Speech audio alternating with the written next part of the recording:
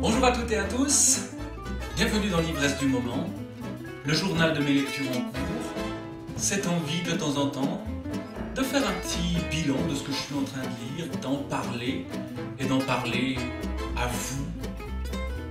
Je ne sais pas qui vous êtes, je parle devant une caméra. On est maintenant dans ce qu'ils appellent la rentrée littéraire, mais j'y participe pas vraiment. Moi, je suis plutôt dans la rentrée scolaire. Je vais devoir parler bientôt devant des gens masqués. Donc, je m'entraîne devant ma caméra en parlant tout seul. Ce sera peut-être quand même différent. Il y aura quand même des gens qui pourront répondre et on pourra observer les regards. Mais parlons donc des livres qui m'occupent en ce moment. C'est des livres assez différents, des livres qui vont nous emmener du côté de questions liées à ce qui nous entoure, ce qui nous protège, l'idée d'île, de serre, mais aussi la question de la foule qui va intervenir. Et puis aussi une autre chose, parmi les livres que j'ai en cours, 4 des 5 livres dont je vais parler sont des livres traduits. Et la question de la traduction me semble quelque chose d'important. D'autant plus que les traducteurs de ces livres-là ne sont pas n'importe qui. Ce sont des gens qui investissent, je crois, beaucoup dans la traduction. Et donc, il me semble important de poser cette question de la traduction.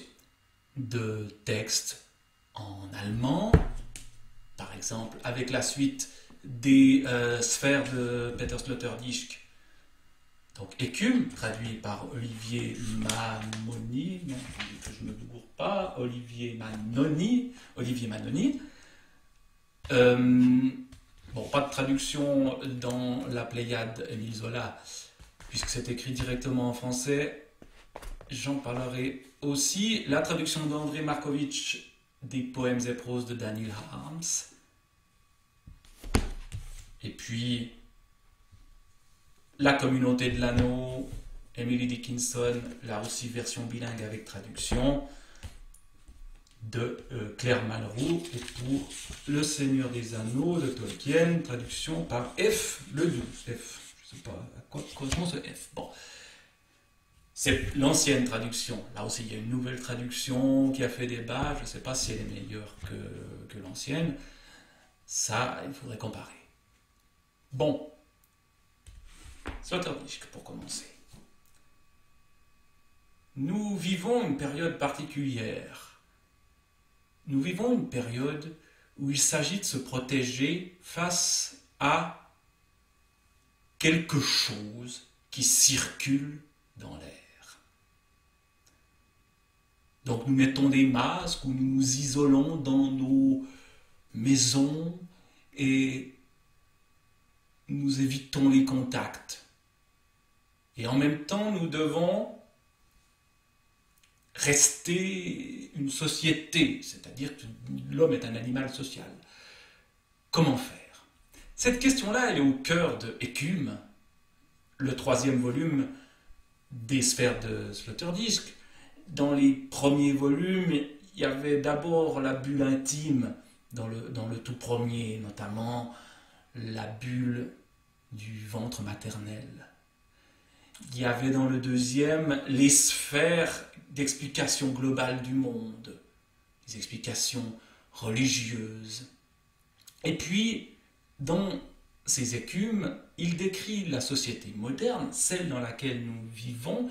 Il montre qu'elle est composée d'écumes, c'est-à-dire non pas de bulles séparées les unes des autres, mais de bulles collées les unes aux autres, ou de cellules qui sont en contact, mais avec des séparations.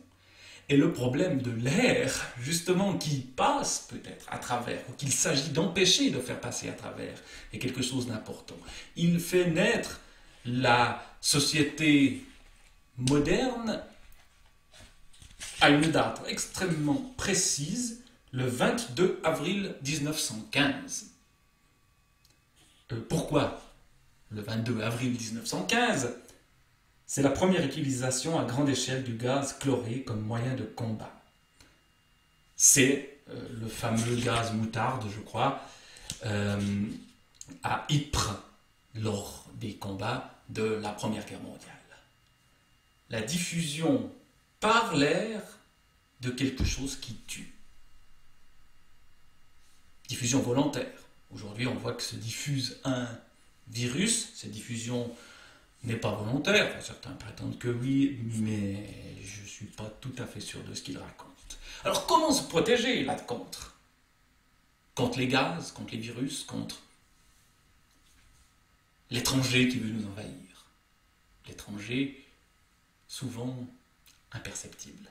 Eh bien, par la construction de cellules d'écume dans laquelle des bouts du monde se créent une identité. Alors, il utilise plusieurs métaphores, même si c'est peut-être même pas vraiment des métaphores, il y a une réalité géographique, une réalité de lieu pour montrer cette création de lieux qui nous protègent. Et on voit bien que c'est ce que nous cherchons à faire en tâtonnant en ce moment face à ce virus. Donc, il parle par exemple de l'air conditionné ou les îles, créer des îles.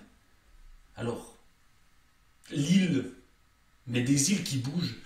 L'île qui bouge par excellence est celle qui doit totalement se protéger de l'extérieur, c'est l'île qui se balade dans le vide, c'est-à-dire la navette spatiale. Mais la plupart des humains ne vivant pas dans des navettes spatiales, il y a d'autres îles qui se créent. Il va parler d'îles anthropogènes, il aime bien les mots un peu compliqués, ce qui parfois d'ailleurs rend cette lecture assez compliquée. Et il va, dans ces îles anthropogènes, en montrer quelques-unes. Il y en a, je crois, 8 ou 9, qu'il intitule avec des noms savants que je vais essayer de retrouver pour vous montrer un tout petit peu la manière dont Sloterdijk décrit les choses. Souvent, on se perd un peu parce que on ne sait pas trop où il veut en venir. Puis quand on y réfléchit, et c'est pour ça que je fais ce genre de vidéo, c'est pour y réfléchir et ça me permet de le faire, il va montrer comment on fait donc, si je reviens à ces îles anthropogènes, donc des îles créées par les humains pour se protéger du monde menaçant, dangereux qui les entoure, comment faire? Alors vous avez le chirotope, c'est-à-dire la main qui protège, par le jet de la lance par exemple, face à l'attaque de l'animal ou de l'ennemi humain, en période de chasse ou de guerre. Le phonotope, se protéger par les oreilles. L'utérotope, le thermotope, l'érototope, l'ergotope, l'alétotope, le théotope, le nomotope. Et j'ai fini. Je ne vais pas les détailler. Tous ces lieux, top, hein, c'est bien des lieux, sont ces îles qui nous permettent de vivre malgré les dangers. Chacun dans son île à soi. C'est-à-dire dans des îles qui sont des sociétés. Non pas moi tout seul dans mon appartement ici, mais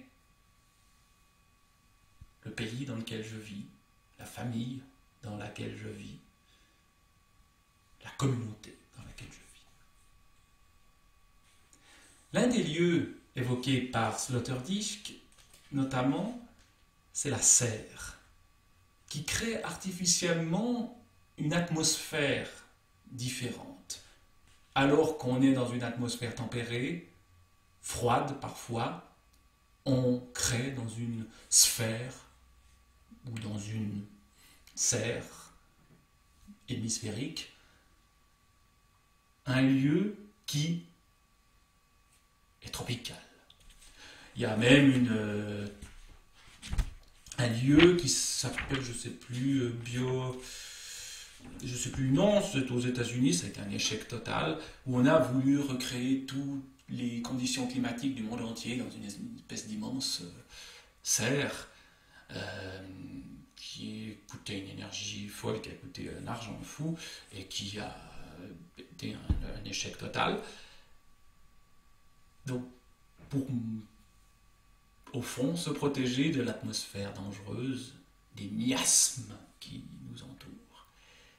La serre, donc lieu à la fois naturel et artificiel.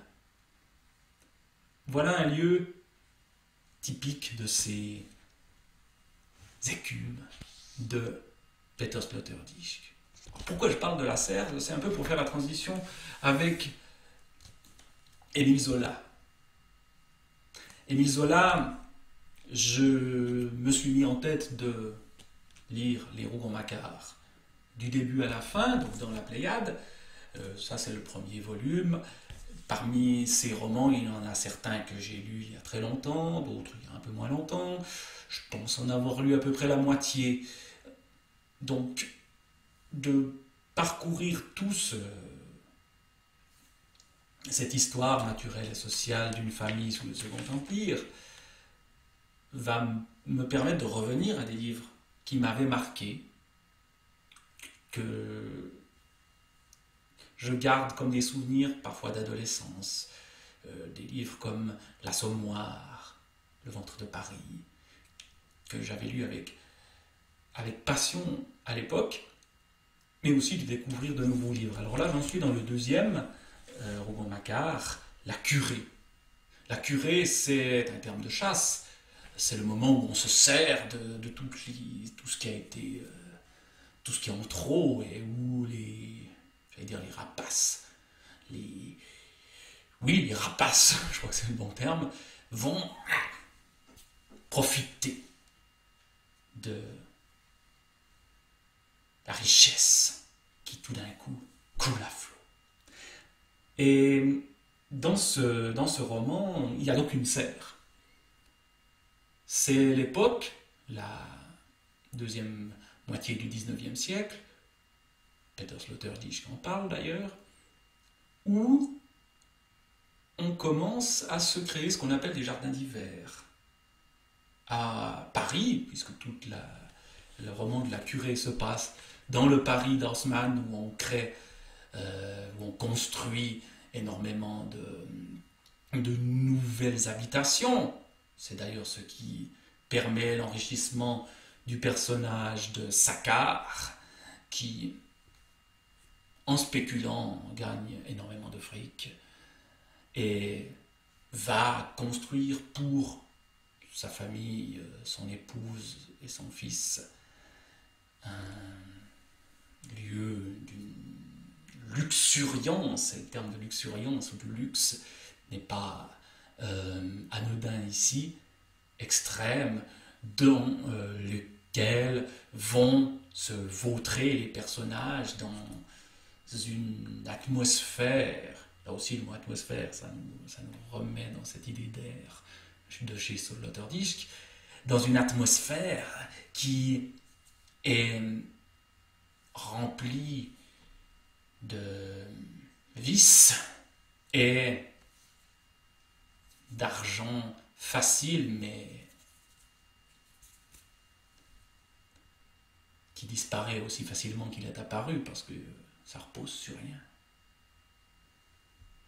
Et je parlais de la femme et du fils de Saccard. Sa femme, beaucoup plus jeune que lui, s'appelle René. Son fils, d'un premier mariage, s'appelle Maxime. Et l'élément principal de l'histoire d'amour, il y a très souvent chez Zola une histoire sociale, une histoire politique, financière, économique dans le cas de La Curée. et une histoire d'amour. Cette histoire d'amour, elle est grinçante quand même, entre une belle-mère et son beau-fils, qui ont un âge assez proche. La belle-mère est un tout petit peu plus âgée que le fils, mais c'est encore pas si grave que ça, mais quand même, c'est un interdit, c'est un tabou, c'est plonger profondément dans un vice. En plus, ces personnages troublent les frontières naturelles entre le masculin et le féminin, entre la serre naturelle, la nature exubérante, mais artificiellement recréée. Donc il y a cette tension nature-artifice chez Zola qu'on inscrit dans ce mouvement naturaliste généralement. Et ici, on voit bien que cette nature, elle est ambiguë quand même. Donc René et Maxime vont sombrer dans la volupté, avec une culpabilité, puisque leurs amours sont incestueuses, et en même temps, ils s'y laissent complètement prendre. Et notamment, ça se passe dans la serre, dans le jardin d'hiver, où ce qui est aussi assez surprenant, c'est à quel point vont se mêler les amours des humains et ceux de cette nature qui les entoure. Maxime, René, ces deux prénoms sont des prénoms qui peuvent être donnés à des garçons ou à des filles. René, c'est la femme ici, Maxime, c'est le garçon. Mais tout de suite, dans ce passage-là qui décrit le moment le plus intense de leur relation, on nous dit ceci. Et c'était surtout dans la serre que René était l'homme. René, donc la femme. Alors que Maxime, on le présente comme un garçon vivant parmi les femmes. Et donc, une sorte d'homme-femme un peu androgyne. Je continue, parce que je trouve que c'est un passage extrêmement bien écrit et qui montre bien ces ambiguïtés-là. La serre aimait, brûlait avec eux. Dans l'air alourdi, dans la clarté blanchâtre de la lune, ils voyaient le monde étrange des plantes qui les entouraient se mouvoir confusément, échanger des étreintes. La peau d'ours noir tenait toute l'allée. À leurs pieds, le bassin fumait, plein d'un grouillement, d'un entrelacement épais de racines, tandis que l'étoile rose des nymphéas s'ouvrait à fleur d'eau comme un corsage de vierge, et que les tornellias laissaient pendre leurs broussailles, pareilles à des chevelures de Néréides pâmées.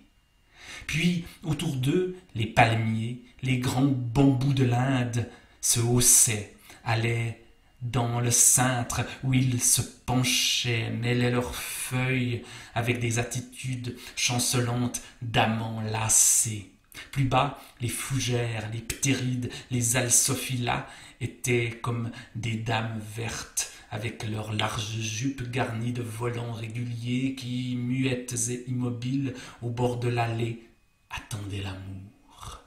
À côté d'elles, les feuilles torses, tachées de rouge des bégonias, et les feuilles blanches en fer de lance des caladiums mettaient une suite vague de meurtrissures et de pâleurs que les amants ne s'expliquaient pas, et où ils retrouvaient parfois des rondeurs de hanches et de genoux vautrés à terre sous la brutalité de caresses sanglantes, et les bananiers pliant sous les grappes de leurs fruits leur parlaient des fertilités grasses du sol, pendant que les euphorbes d'Abyssinie, dont ils entrevoyaient dans l'ombre les cierges épineux, contrefaits, pleins de bosses honteuses, leur semblaient suer la sève, le flux débordant de cette génération de flammes.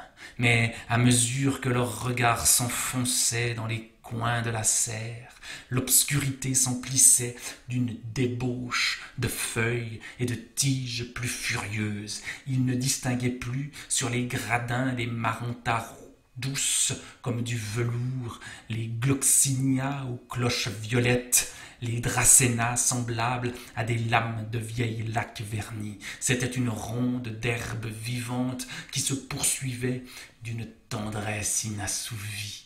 Aux quatre angles, à l'endroit où des rideaux de lianes ménageaient des berceaux, leurs rêves charnels s'affolaient encore, et les jets souples des vanilles, des coques du Levant, des quisqualus, des boinias étaient les bras interminables d'amoureux qu'on ne voyait pas et qui allongeaient éperdument leurs étreintes pour amener à eux toutes les joies éparses. Ces bras sans fin pendaient de lassitude, se cherchaient, s'enroulaient comme pour le rut d'une foule. C'était le rut immense de la serre, et ce coin de forêt vierge où flambaient les verdures et les floraisons des tropiques. La nature et l'humain dans ce côté charnel qui s'entremêle dans quelque chose qui dépasse le couple de René et Maxime dans cette situation à la fois d'inceste, d'adultère, situation qui socialement est réprouvée, mais qui semble naturellement ne pas l'être. Tant se mêle cette nature, tant cette nature devient humaine. On a une sorte de foule qui est une foule végétale, qui entoure, qui se mêle aux entremêlements de Maxime et René dans ce passage-là. D'autres passages de la curée sont tout à fait différents. On parle d'affaires, de spéculations extrêmement complexes auxquelles le commun des mortels ne comprend rien, mais que le financier Saccard, qui est cocu ici par son fils, mais que ça ne va pas trop gêner, ou du moins qu'il ne le sait pas. Peut-être qu'à la fin, j'ai pas fini le livre, donc peut-être qu'à la fin il le saura, je ne sais pas comment il va le prendre, mais que sa femme soit adultère n'est pas forcément la chose qui le perturbe le plus.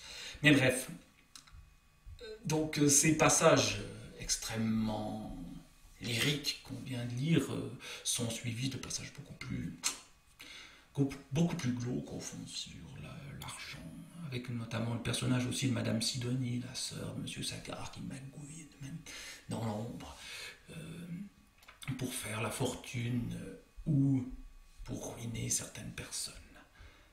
Et puis la foule qui apparaît, le rut de la foule. Et ce rut de la foule, il est présent aussi dans un des petits textes, poèmes et prose de Daniel Harms, dans la traduction d'André Markovitch. André Markovitch, c'est un traducteur extrêmement intéressant, notamment dans ses traductions du russe, et qui est notamment présent sur Facebook, où on peut lire des traductions directement postées sur Facebook, ou des commentaires, souvent très approfondis dans les posts Facebook, beaucoup plus longs que ce qu'on a l'habitude de voir sur ces réseaux sociaux, sur les situations politiques en Russie ou en Biélorussie actuellement.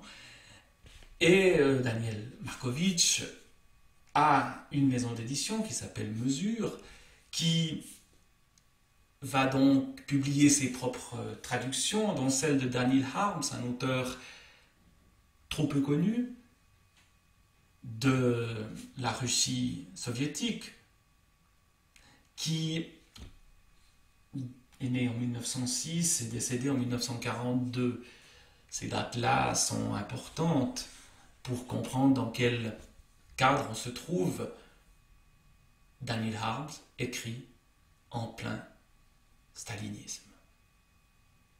Donc les livres, il n'en publie pas, et les textes qu'on trouve ici sont ce qu'on appelle des livres pour le tiroir, c'est-à-dire que ils restent dans des tiroirs, et la plupart des auteurs de cette époque en Union soviétique, on a perdu leurs œuvres parce que elles sont restées dans des tiroirs où on a vidé ces tiroirs.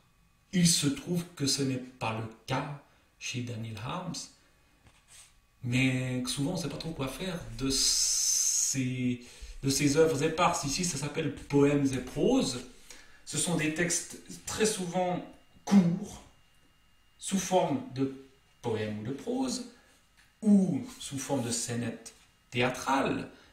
Je crois qu'il a été, d'après la préface d'André Markovitch, connu, Daniel Harms, justement par la mise en scène de certaines de ces scénettes.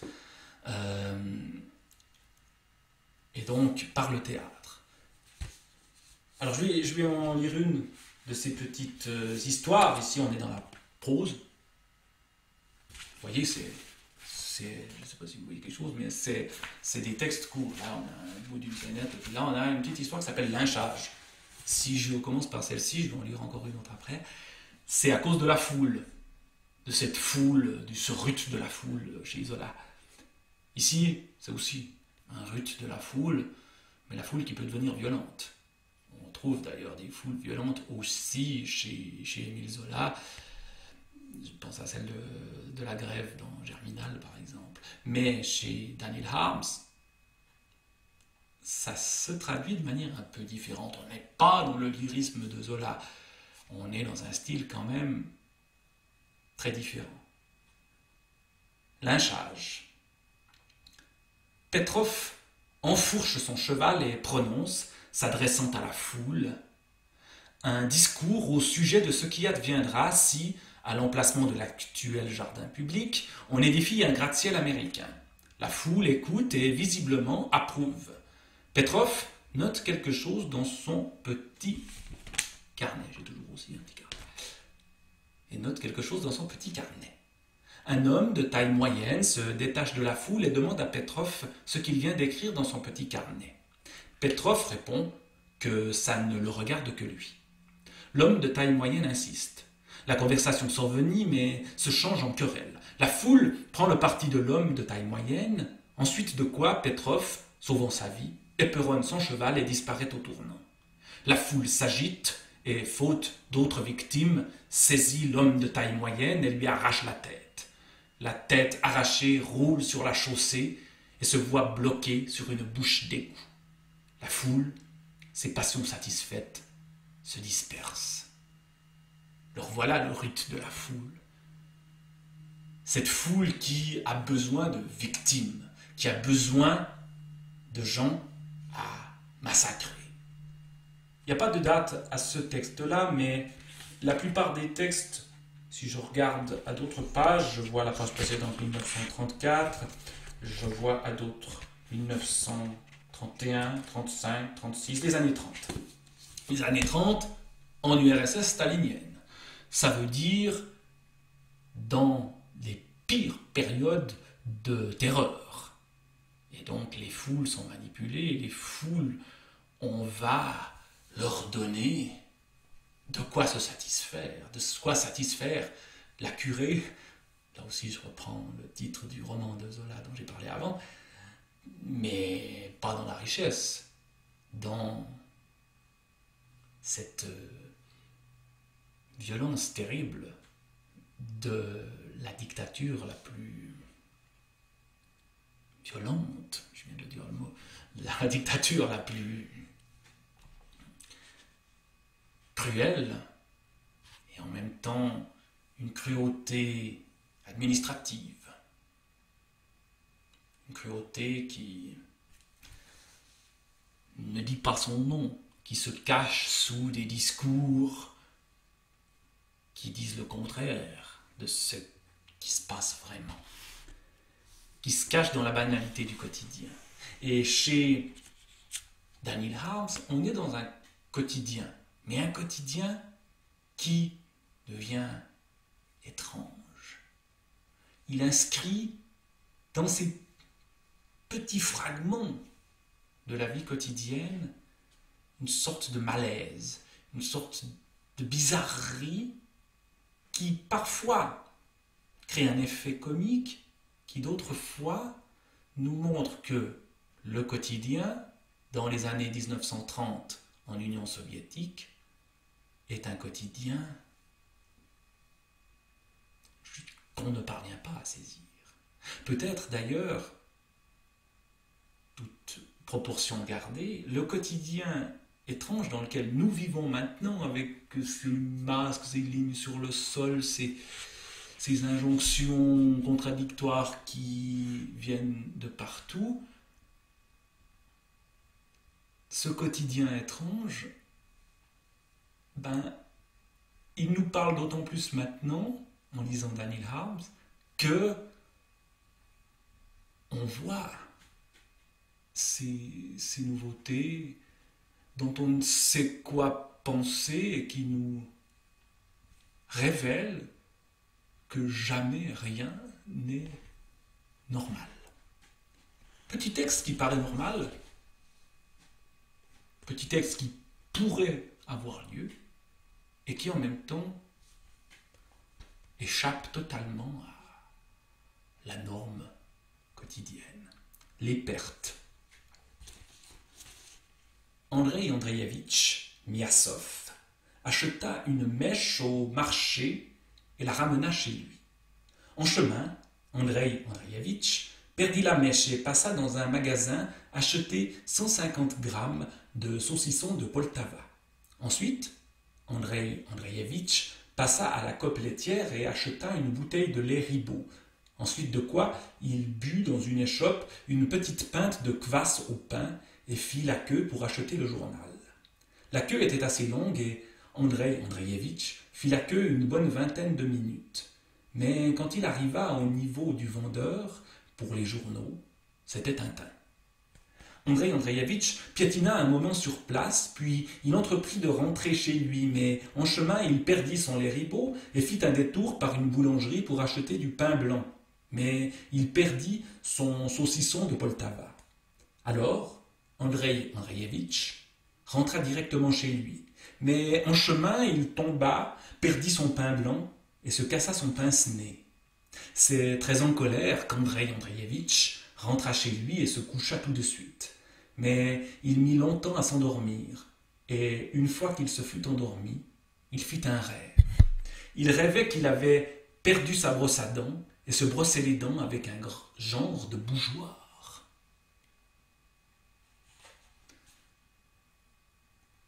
Absurde? Surréaliste? Non. Tous les événements décrits ici pourraient très bien se produire.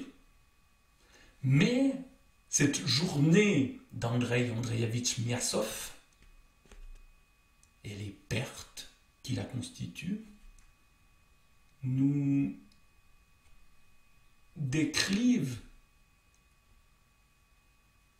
une sorte de misère qui se cache entre les mots et qui nous montre un quotidien qui n'a rien d'anodin.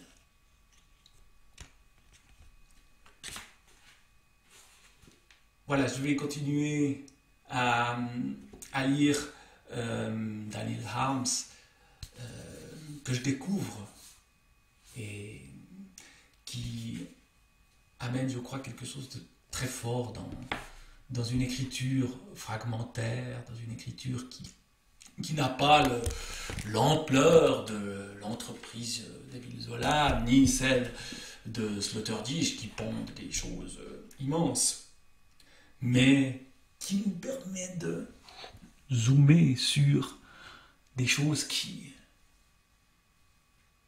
sans elles, resteraient invisibles. Mais revenons à d'autres lectures pour terminer. Mes lectures à haute voix, c'est les mêmes que il y a déjà quelque temps, donc je continue de lire La communauté de l'anneau de Tolkien, les aventures qui sortent du quotidien des hobbits et de ces personnages fantastiques qui les entourent, cette quête du bien contre le mal, cette lutte assez traditionnelle, très inspirée chez Tolkien de la pensée chrétienne. Tolkien était un chrétien pratiquant, et donc il y a cette grande lutte du bien contre le mal, qui est peut-être le discours officiel aussi, même si c'est pas tout à fait du même bord que les chrétiens de l'époque, du communisme sous Staline. Il y a une sorte de grand récit du bien contre le mal, qu'on retrouve donc chez Tolkien, mais avec tout cet univers, toute cette inventivité qui en fait l'intérêt. C'est beaucoup plus dans les mystères des inventions de lieux, les fameuses îles dont parlait Sloterdijk, des inventions d'univers, de personnages mythologiques ou plus ou moins mythologiques, les elfes, les nains, etc. Quel est l'intérêt de ce livre-là? Donc je continue à le lire avec beaucoup d'intérêt. On est dans un passage peut-être un peu intermédiaire où j'en suis, où nos hobbits, accompagnés de grands pas, vont se diriger vers l'anneau. Enfin, non, l'anneau est avec eux. Se diriger vers l'endroit où il faut que l'anneau disparaisse. Et avec toutes les menaces que ça implique. Mais aussi des passages plus légers, la présence de trolls, mais qui sont pétrifiés là dans le passage que je viens de lire. Donc c'est une lecture que je continue à haute voix pour me détendre. On n'est peut-être pas dans quelque chose qui bouleverse autant la perception du monde que d'autres lectures, mais je m'y amuse bien. Et puis, pour terminer, la poésie. Encore une fois, la question de la traduction est présente chez Emily Dickinson, donc je continue à lire ces quatrains, ces textes très courts, une respiration qui fait du bien. C'est tout d'un coup, dans la bulle d'air où on se trouve, souffler quelque chose qui va simplement donner un peu de relief, très peu, mais un petit peu, à la vie quotidienne. C'est très différent de Daniel Harms, Emily Dickinson. Mais en même temps, c'est aussi insuffler au quotidien la part d'extraordinaire, la part de poésie qu'il tient cachée en lui. Je lis directement la traduction. Le temps est une épreuve du chagrin, mais non un remède. S'il s'avère tel, il prouve par là l'absence de maladie. Espérons que l'absence de maladie redevienne ou devienne enfin une réalité. Voilà, je vais en rester là avec ces réflexions désordonnées autour de mes lectures et j'espère vous avoir donné envie de lire, de parcourir ces bouquins-là, de vous plonger dans l'écume de Peter Sloterdijk, dans la curée d'Émile Zola, dans les poèmes et proses de Daniel House dans La communauté de l'anneau de Tolkien et dans Les Quatrains d'Emily Dickinson.